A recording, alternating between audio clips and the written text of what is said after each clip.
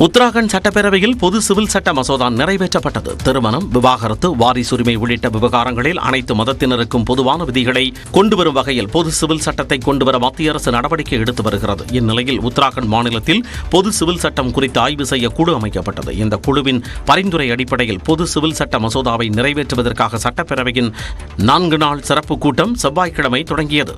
இந்த மசோதாவை முதலமைச்சர் புஷ்கர் சிங் தாமி செவ்வாய்க்கிழமை தாக்கல் செய்தார். மசோதா மீதான விவாதம் புதன்கிழமை நடைபெற்றது. விவாதத்திற்கு பதிலளித்து பேசிய முதலமைச்சர், திருமணம் உள்ளிட்ட விவகாரங்களில் எந்தவொரு பாகுபாடும் இல்லாமல் அனைவருக்கும் சமமான உரிமையை பொது சிவில் சட்டம் வழங்கும் என தெரிவித்தார். முக்கியமாக பெண்களுக்கு எதிரான பாகுபாடு அகற்றப்படும் என்று அவர் குறிப்பிட்டார். இதனைத் தொடர்ந்து பாஜக உறுப்பினர்களின் ஜெய் ஸ்ரீராம் முழக்கத்திற்கு மத்தியில் மசோதா குரல் வாக்கெடுப்பு மூலம் நிறைவேற்றப்பட்டது.